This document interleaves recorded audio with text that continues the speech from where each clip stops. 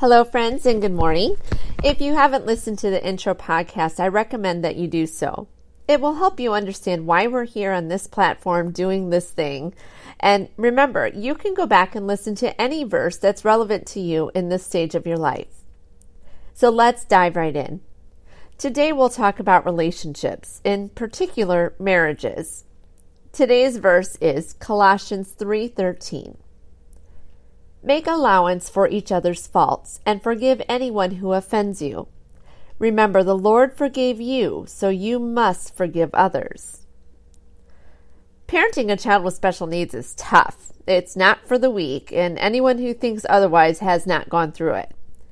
But if you're here and this is relevant to you, know that you're among the strongest people in the world. Although sometimes we forget, there are many people in our lives who also need our attention. Other children, parents, friends. But today we're going to talk about our spouse or significant other. There are varying reports about the percentage of parents of children with disabilities that end up getting divorced. However, regardless of the study, that percentage is too high.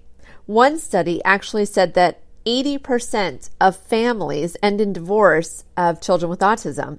That's huge. That's a huge percentage. And in a situation that's already high stress, ensuring that your marriage is God-centered and strong is critical. Colossians 3:13 says that we should make allowances for each other's faults. Does your partner drive you crazy sometimes? Does he or she slack in the parenting duties? Does he or she forget to run the errands? Or does he or she forget important appointments? When my son was young, he consumed my calendar. Are you in the same boat?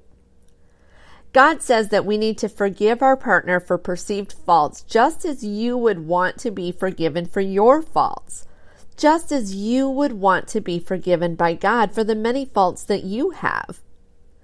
The key to this is open communication. Sharing your frustrations with your spouse or significant other to help change is important. But what comes after the sharing is just as important, and that's forgiveness.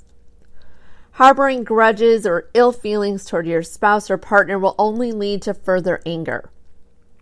Think of this like a can of soda. With each fault that you find in your spouse or partner, consider it like shaking a can of soda. The pressure and anger builds and builds with each episode of shaking until it finally explodes.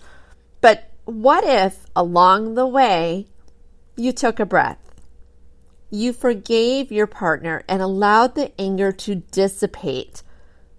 Perhaps then you could continue focusing on forgiveness and acceptance instead of the anger building.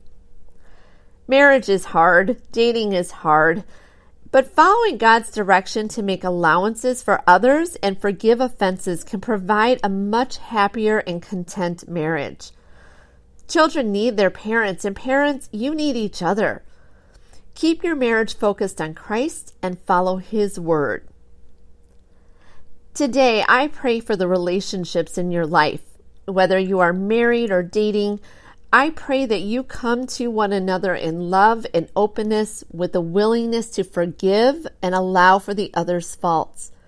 We all make mistakes and do things unintentionally to offend the other. I pray that you forgive as you would want to be forgiven. I pray that you forgive as you are forgiven by our Lord. Go in faith today, friends, and until tomorrow, may blessings flow your way.